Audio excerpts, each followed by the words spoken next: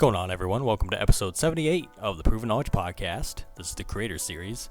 Today I welcomed a Detroit native. He's currently living in Chicago, Illinois. He's good friends with Jay Foster, who I've produced for before.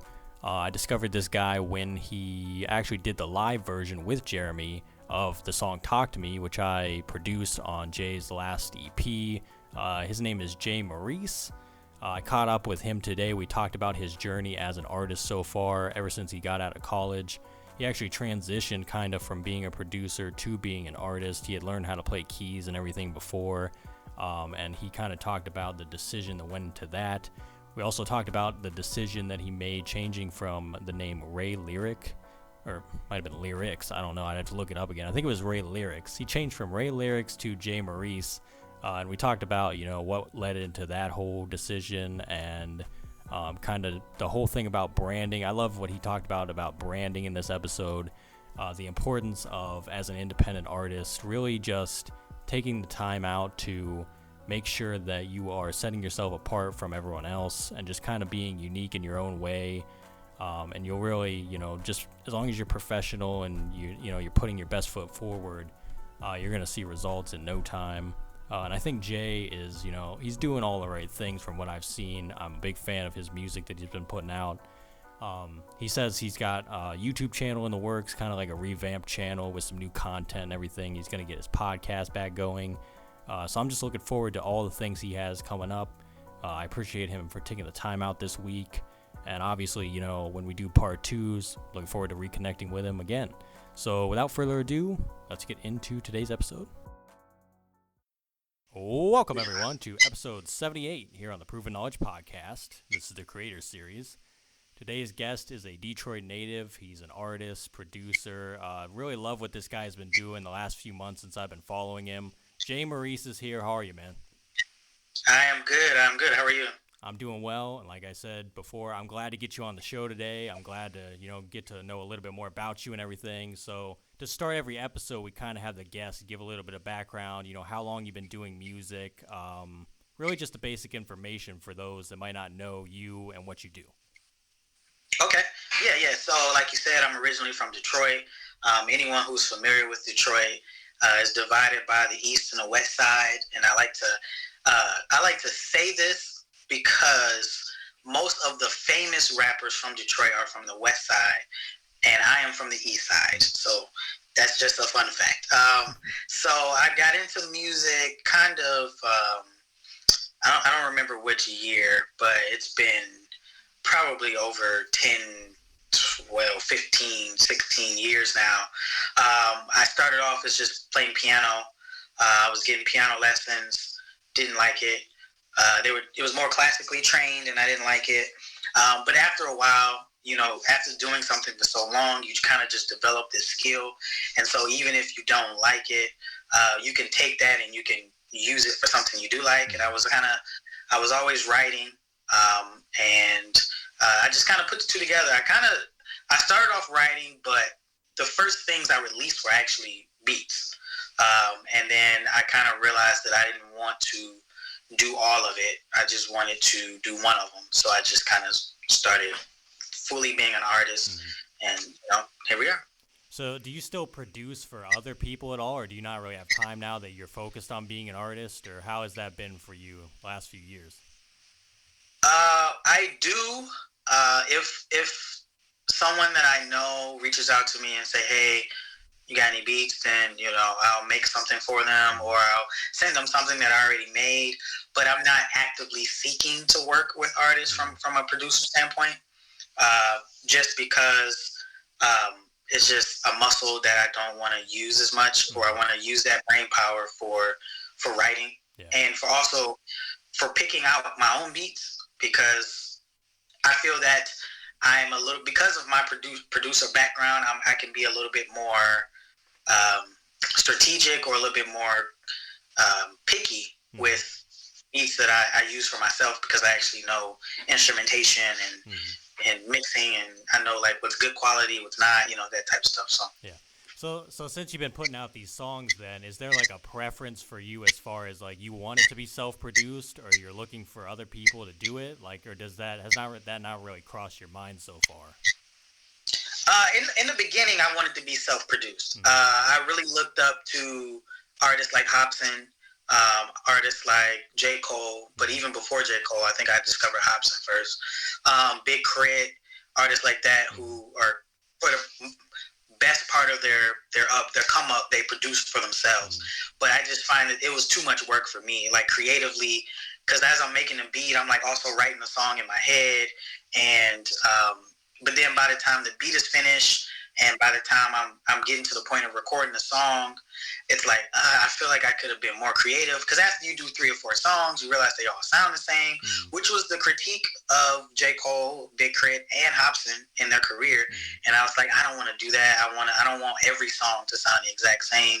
So I was like, maybe I should not do so. I shouldn't wear so many hats. So essentially, yeah. Yeah, it's interesting because that to me, it's like a balancing act, and the people that can do it really well, like hats off to those people, because I could never do that. Like if I was an artist and I was like performing, I would think that I would want to be worried about that more than producing. I don't know why. It's like I feel like because a lot more people see that, and like if you're presenting yourself as an artist, that's what people are gonna see out front. If they have no idea what producing is, they know about the artist. So like I feel like if you're trying to be an artist, you can do producing and like you can produce a little on the side, but to get that deep into it is just such a hard thing to do, like you said. So it's like I feel like there's an inner conflict there that's like you kind of have to choose. It kind of sucks, but yeah, especially because in the world of producing, there's always a new plugin, there's always new beat packs and drum kits, and you're constantly searching for new samples, and it's like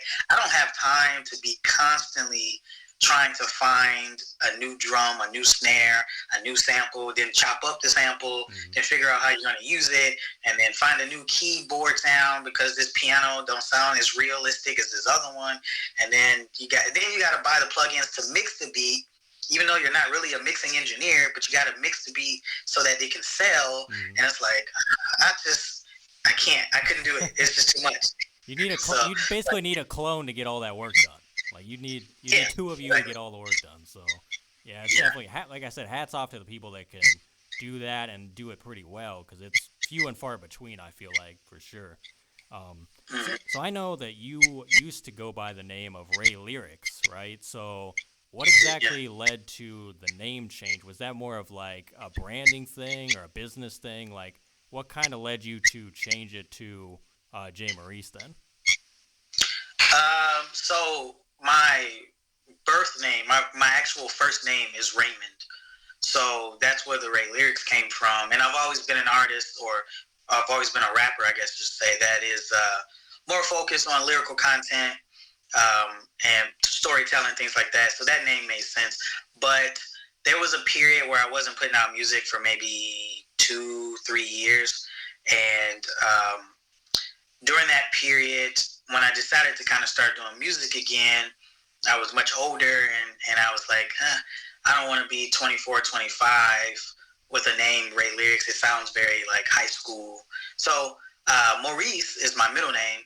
So the J just kind of comes from me being a junior. And when I put it together, I was like, it sounds a lot more mature. It's also ambiguous enough to where you don't know if I'm a rapper or R&B artist. So, yeah, and I make music, even though I'm a rapper, I feel like my music is very emotionally driven. So I think that it can appeal to R&B audiences. So that's kind of what it was, and I just liked it, yeah. Yeah, because I had seen that. I think I saw it maybe on like your Spotify page or something. I was like, I wonder if that had to do with like maybe a copyright, like someone else had that name or something. Like I was kind of curious. No. Yeah, because I've heard I've heard different like stories about why people choose to like change their branding and everything, or change like their presentation or whatever. So that's kind of interesting. And honestly, like when I saw your name, you're right. I kind of did think it was more R&B for some reason. I don't know why. It was just something up here. I was like, maybe. And I'm seeing you play keys too, so I'm like, maybe he does R&B as well. Like he knows Jeremy. Like, and then I'm like, no, he's got bars. Like he really like spits. So I was pleasantly surprised when I like checked out your page and everything and heard your. Appreciate that. Yeah. So obviously, you know, you're from Detroit. Now you live in Chicago, right? So I'm curious to know what might be the biggest difference between the two cities musically, like from the music scene that you've been around, especially for independent artists? Like, are there any real noticeable differences on how, I guess, how much attention you could get in each city, or maybe how people are moving in each city? Is it different? Is it the same? Like, how do you, from your experience, I mean, how has that looked for you? Yeah. I I gotta say I'm a little biased because when I was living in Detroit, I wasn't really on the scene as much. And I kind of got some experiences of the scene once I was an adult and I visited. But I would say the major difference is obviously population. Chicago is way more populated than Detroit, so you could argue that it's more competitive, but higher population doesn't necessarily mean higher talent.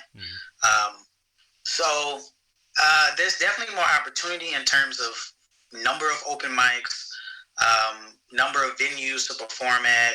It's a larger market. So, as you're trying to break into becoming an opener for different acts and things like that, I'm not going to say it's easier, but it's definitely more possibility maybe.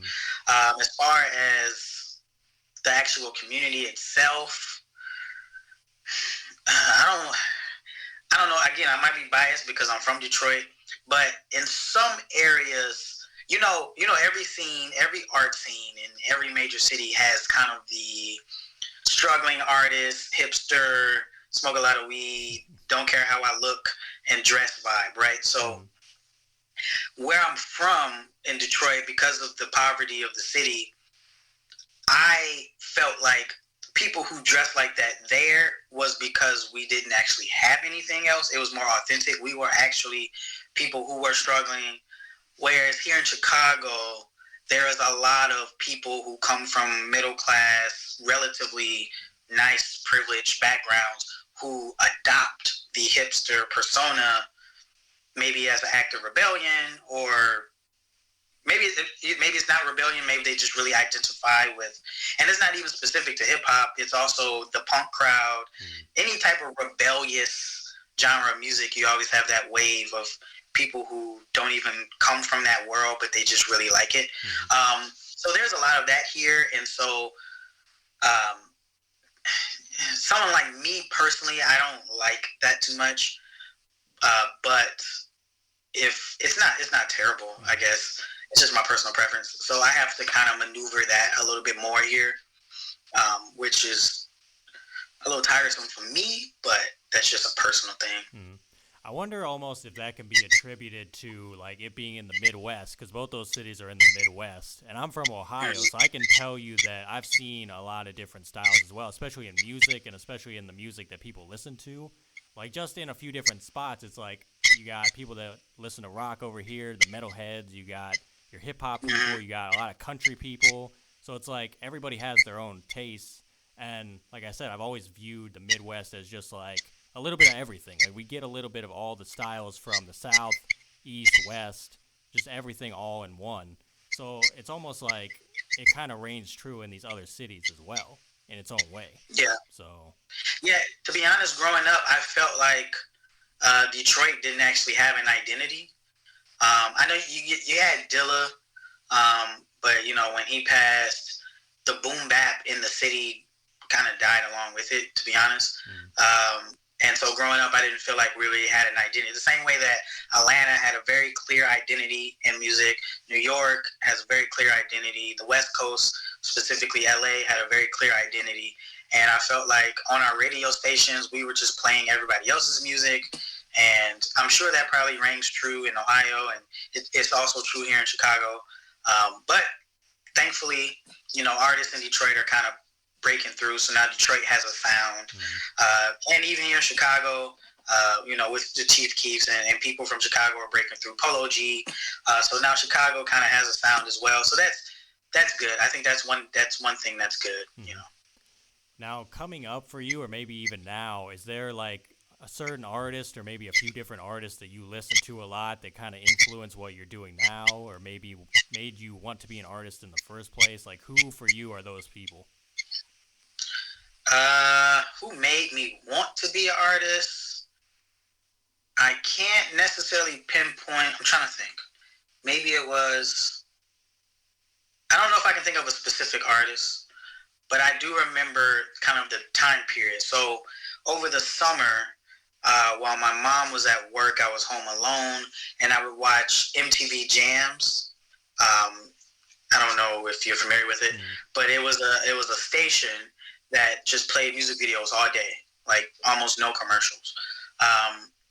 And that's kind of how I started to see a lot of music videos. But the thing about this is they also played music from the 90s and music from the 80s. It was specifically hip hop and R&B. So this is how I learned that, Busta Rhymes goes way back. This is how I learned, like, that Busta Rhymes, like, he been rapping and been relatively famous since his hair was, like, really short, and then he got it to where it was really long, and that was, like, the height of his popularity, and then recently he cut it. So, but yeah, this is where I see all the Wu-Tang. This is how I get introduced to Wu-Tang. This is how I get introduced to early Ice Cube. Just, like, it really just kind of gave me a wealth of knowledge of hip-hop, and so I don't remember the artist, but I remember that a lot of that music was very storytelling driven. Specifically, like the Ghetto Boys with My Mind's Playing Tricks on Me, right? And I don't know if you remember that music video where they say where the one that passed away, he was the midget or this little person. I don't know what the politically correct term is. But it was a scene where he was punching the concrete, and he was saying that he thought he was punching somebody, but turns out his mom's playing a trick on him, and he was actually punching the concrete. So something like that, like if I'm like 11 years old, that like sticks in my head. And yeah, but so I get to high school, and I was really listening to Chamillionaire a lot, which is, I know this is random, Chamillionaire. But Chamillionaire does a lot of storytelling. And this was back when mixtapes were really popular. And so, after he did writing, he kind of fell off the map from a mainstream standpoint, but he was still putting out mixtapes, and I was listening to him. Very good storyteller. I was listening to Nas. I was listening to 2009. I discovered Slaughterhouse just as they came out, and I'm a huge Slaughterhouse fan. To this day, I still listen to Slaughterhouse and each member of Slaughterhouse individually. Anytime they drop something, I pay attention to it. But that's more like storytelling, wordplay, word association, just name flips, all types of stuff. So that's kind of what really influences, if you want to say, my styles. Are there any people out of that, or maybe someone else, that's like a dream collaboration? If you could do like a song with them or an album with them, is there anyone that you ever thought about it before? An album, I think of producers that I would do an album with. Like I would do an album with Premier, Static Selecta. I would do an album with Ninth Wonder. Ninth Wonder is my favorite producer of all. I guess to go off of that, I would do a song with Rhapsody, or an album. I would do a song and or album with Fonte and Little Brother, if Little Brother ever gets back together. But also Fonte by himself. I'd probably do a song with Royce. I would do a song with Crooked, or he goes by King Crooked now. I do a song with Crit. I do a song with a Dream collab. I don't know if I have a Dream collab, but I'll do a song with all those people that I just mentioned, and much more. Did you ever check out the Static Selecta album that came out last November that he dropped? Maybe. I might have listened to a few songs, but the last album I listened all the way through was, I think it was called 8. Yeah, or 8 Ball. Yeah, or I 8. think 8. I think that one came out in like 2016. I think this one was called The Balancing Act. Very good album. Oh yes.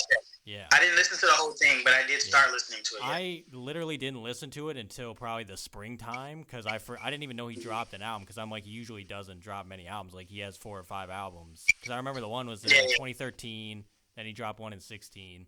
And then I saw that he dropped an album, and I'm like, God, this is amazing. He had like Method Man, Dave East, Jack Harlow, all these people. I'm like, this is great. That was one of my favorite albums of last year, and I just like discovered it way late. But Yeah. Crazy. I don't know who mixes his stuff, but it's very clean. Yeah. Like the samples and the drums, it's very clean. Yeah. And yeah, that's why I liked A, because like, wow, this is so clean. Oh, speaking of him, I would do a song with terminology. I used to listen to a lot of terminology. So That'd Boston. be crazy. That'd be crazy. A Ninth Wonder one would be crazy too, with you. Yeah. That's another guy who I need to drop another album. Like I feel like that's been a long time since he's dropped an album. Yeah. That's crazy. Yeah. So obviously, you moved to Chicago. You've met a lot of people there. Is there anyone that you want to shout out that's like a really close collaborator or someone that we should know about that you have good chemistry with? Maybe someone that you've worked on songs with recently or in the past? Yeah. So I'll shout out three people. So one would be Jay Foster, Jeremy, because we know him. Shout out to Jeremy. Two will be the guy that I recently met here, who we kind of hit it off really, really well in a very short amount of time. He's actually from here. His name is Dolo Spears. That's the homie. And I got another homie who is actually a childhood friend. He is from Detroit, but he recently moved here. His name is Fonzo. He's actually the gentleman that's singing the hook on Old Soul. Oh, okay. Nice. And Dolo, I got a song with him that's out called What It Feels Like. That's on his page. You may find it on my page as well. But yeah, those are the people that I'm kind of close with. And, that's kind of the squad, I guess, as they say. Nice. I'll have to check out the other two for sure, because obviously, like we said, we know Jay Foster and everything, mutual friends. So shout out to Jeremy for real. So in the last year or so, year plus, obviously there's been a lot of hurdles for everyone, different things going on in the world. For you personally, is there anything that you've had to really overcome, or maybe like some type of trial that has been, kind of weighing on you to kind of get through, something you're trying to get through creatively or maybe in your life? Like, has there been anything crazy or? Not necessarily. Not specifically because of the pandemic. Actually, the pandemic is the reason why I kind of got back into music. Because I was going through a depression prior to the pandemic, and in the pandemic, because it forced everybody to sit down. One thing that it made me do is it made me kind of evaluate my life, right? So I moved from Detroit to Chicago. I went to school, got out of school, and my goal was to pursue music. And I was doing that for a while, but then, some things happened. I fall into this depression. And when I remember being in college and wishing that I had more money to go to a real studio as opposed to recording in my room, and like, man, I wish I could just have better sound and da-da-da. And then I finally worked myself to that, to where I could make enough money, but I'm depressed. So I'm not spending the money the way that I thought I would when I was younger. So I'm like, so the pandemic happens, and fortunately for me, I worked in an industry where I didn't lose my job. So I'm still working, and I'm like, what am I doing? Like, why am I not making music? Why haven't I found a studio? I'm making enough money finally to, pay my bills, but also have a little extra money to go to the studio. If I budget right, I can balance everything financially. So why am I not in the studio as much as I possibly can be? And it was just like a light bulb came on. I'm like, maybe I feel how I feel because I'm not doing what I love. Mm-hmm. So the pandemic actually helped me come out of a place of struggle. And that kind of, the first thing I released was in January of this year.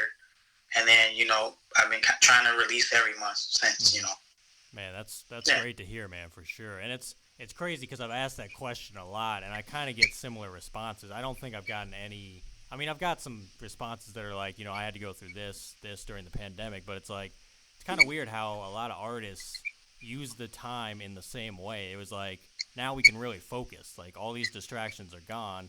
Now we can really lock in and get done what we've been meaning to get done this whole time. Like, we just didn't have time, or maybe our head was in a different place, and now we just have all that attention there. So it's like, it is kind of a beautiful thing to see how a lot of people took a not so good situation and kind of flipped it in a good way and tried to see the positive out of it and really get something out of it. So it's definitely a time we'll never forget. That's for sure. I mean, Yeah, it's definitely, yeah, definitely. it's crazy. I don't think it'll be over for another 3-4 years. Yeah, To be honest, yeah, we'll still be trying to figure it out, and especially because there's like a new strand now, and hmm we might have to get more shots and this, that, and the third. I think this is going to be a reality for a yeah, while. yeah. So speaking of that, obviously, I know a lot of live shows have been affected by the pandemic and everything. Have you ever got the chance to do many live shows as an artist yet, or are you kind of waiting things out to see what happens, or how are you approaching that? Uh, I performed quite a bit in college.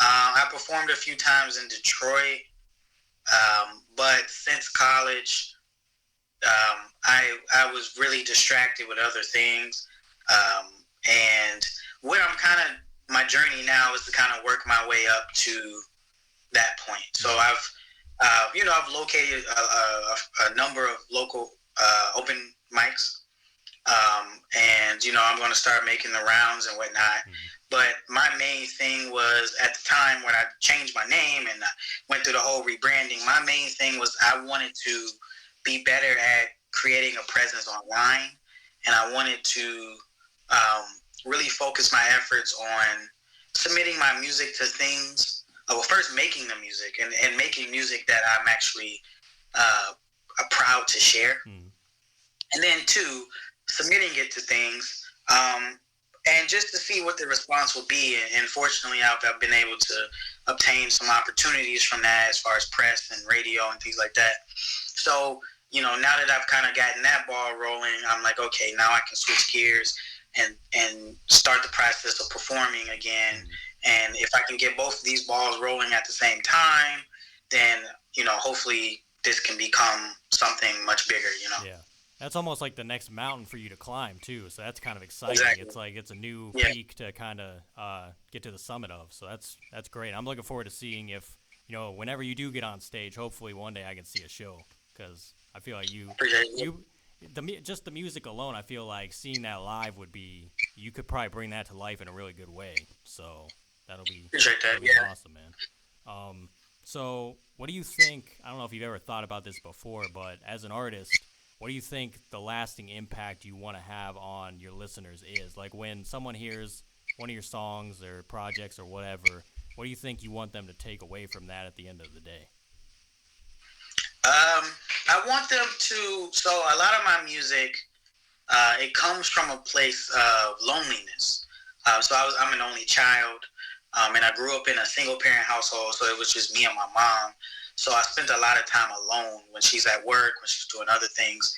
So I always say that I was able to discover myself early because I didn't have the distractions of siblings and being in Detroit at the time that I was in Detroit. It was at the peak of its abandonment where everybody moved and it was going through what it was going through. So it wasn't like a bunch of neighborhood kids. It wasn't a bunch of things to distract me Mm-hmm. from just sitting in a room looking at a wall. So I kind of figured out who I was and who I wanted to be and what I believed and didn't believe probably by the time I was 13. So I was very mature, but I wasn't confident enough because I wasn't old enough to be confident. So that's a whole nother thing. But to answer your question, uh, my music has always had a hint of like loneliness in it, and I always wanted people who heard it to not feel lonely because it's tough being like 9 years old and not having anybody to play with, Mm-hmm. or just even being an adult and just the world can be lonely. The world can be lonely, um, and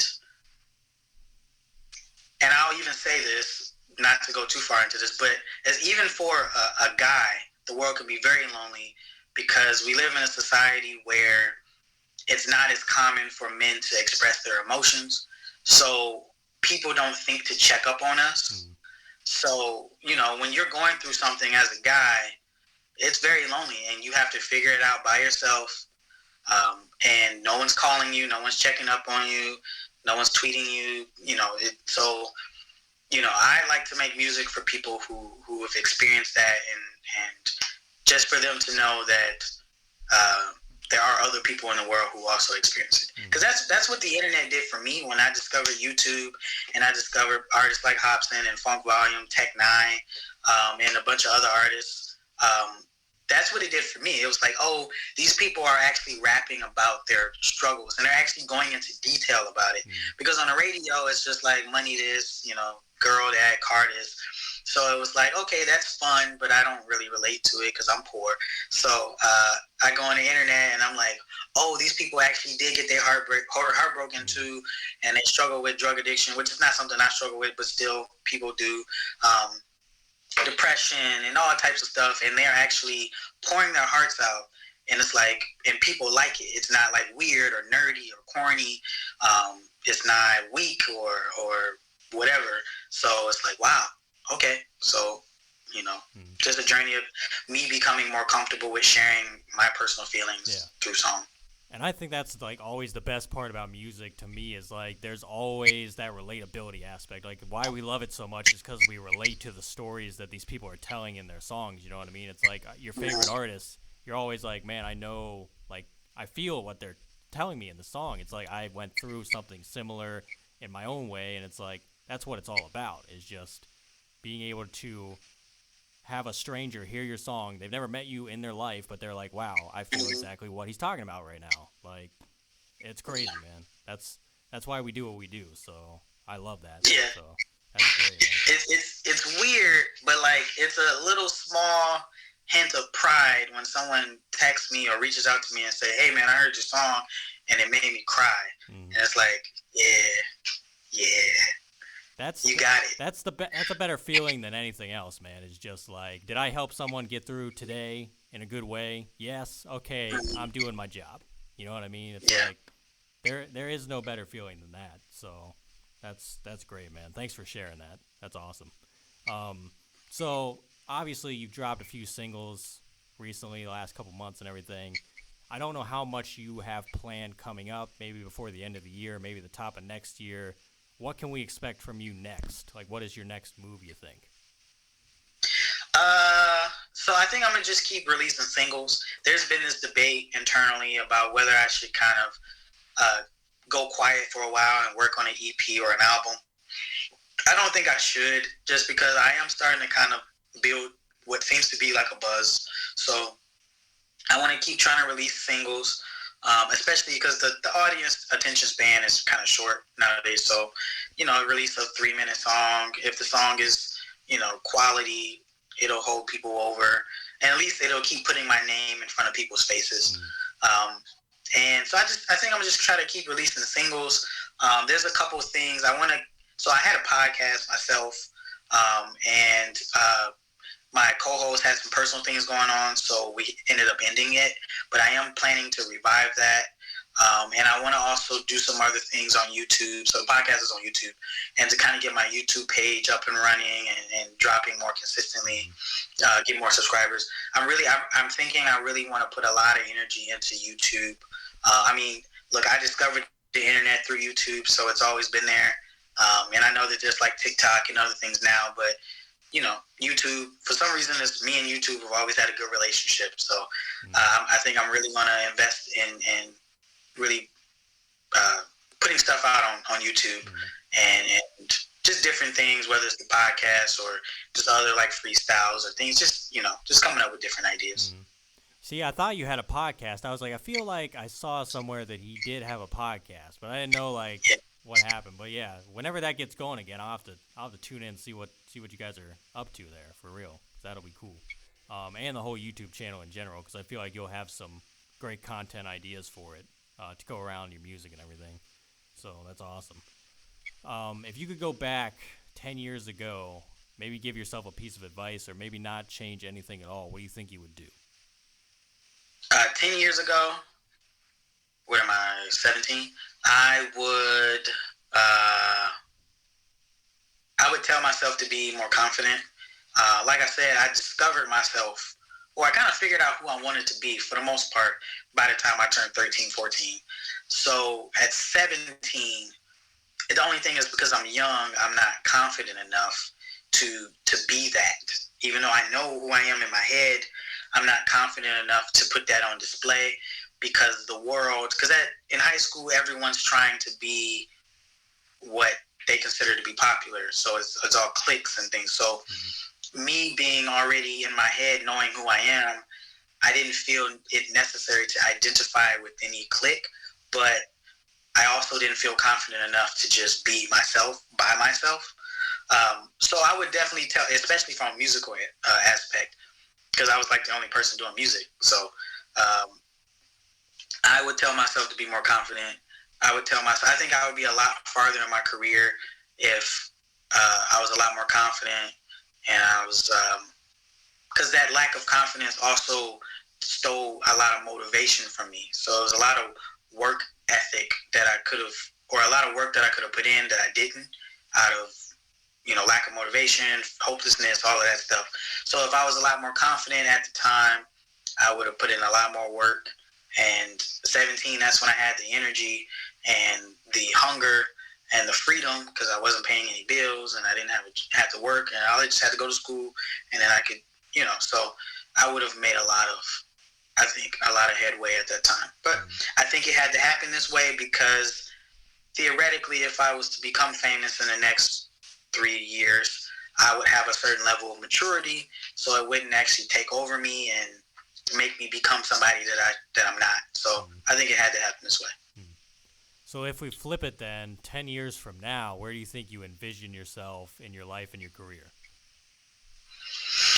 10 years from now, where I would want to be is, I've always idolized the lifestyle of artists like Fonte, artists like Locksmith. I'm not sure if you know Locksmith.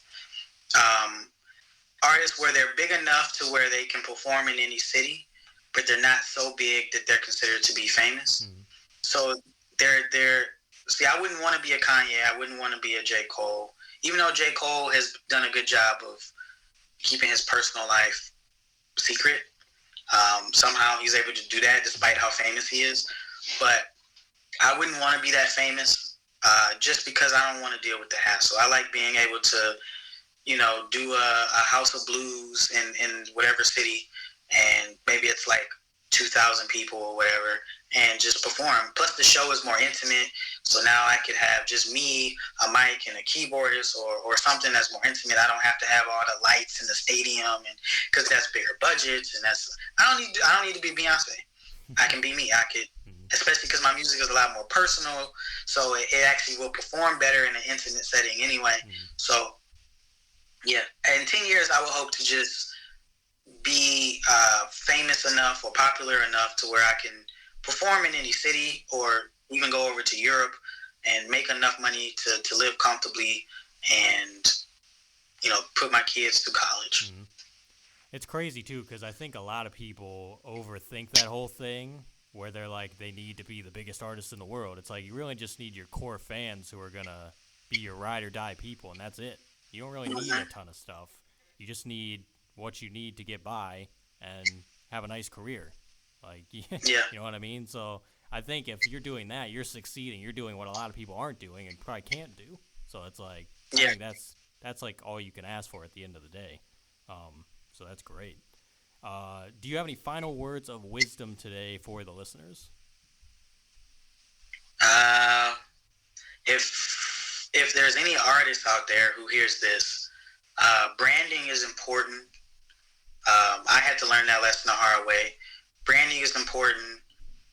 This game it requires money. You can try to do everything for free, but it requires money. I'll just say that. But branding is important. You can have the best song in the world, but no one cares if you don't have a quality cover photo. If they go to your Instagram and it doesn't look professional, it doesn't look, so branding is important. And it's actually easy. Branding is easy as an independent artist, at least in the beginning stages. And there are a lot of sites out there that you can use to edit photos. There's a lot of templates.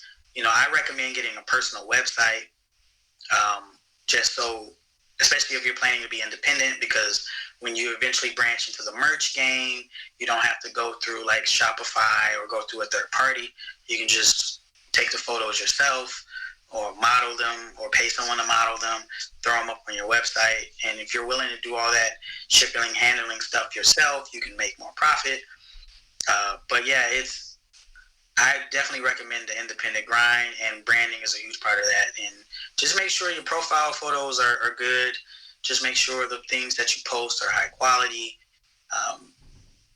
Use punctuation when you put captions so people can actually understand what you're reading or what they're reading. Yeah. So, yeah. Yeah, I totally agree, man. All that hard work pays off. It is a lot of work, but it's like at the end of it all, when you see the results, you're like, wow, I just did that. You know what I mean? And it feels like 10 times better when you put in the work. So, love that, man. Well, Jay. Oh, one more thing. Yeah, one more thing. Sorry. Yes, sir. When you send your music to people, make sure you have some type of bio or some type of introduction so they can know who you are and know why you're contacting them. Don't just send a link. Peep my song, or don't fam. just Check out my Flame song, bro. Yeah. It's that one major way to stand out is to just be like, hey, my name is such and such. I'm from this city. I'm influenced by these artists, and I just released a new song. Could you check it out for me? Mm-hmm. That's it. And then when they click on it, if everything looks professional, they're probably going to listen to it. They may not respond, but at least they'll listen. Mm-hmm. Just putting in that extra effort. Things you don't think about, but it's common sense. But, yeah. Thank you for that. That's hilarious. Because I can't tell you how many people have told me, like, man, your bio is well written. You know how many people send us stuff, and it's like they just send us a link and just think we're supposed to just know what to do with it. And I'm like, really? All right. Yeah. Oh, man. Love that, man. Well, Jay, that's all I have for you today, man.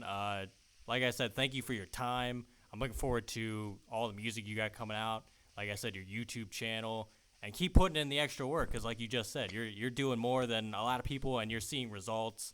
And I think, the sky's the limit for you, man. So I'm looking forward to hopefully doing a part 2 soon. But until then, I wish you all the best of luck, bro. Thank you. Thanks for having me on.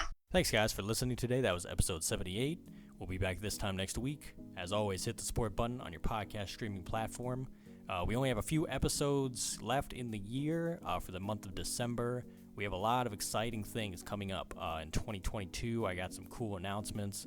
We're going to be adding new segments to the podcast, hopefully some different content to go with that, a lot more guests, a lot more variety, I guess is what I'll say, without revealing anything. But I'm looking forward to giving you guys those announcements very soon. But until then, we will be back this time next week. So we'll see you then. Thanks, guys.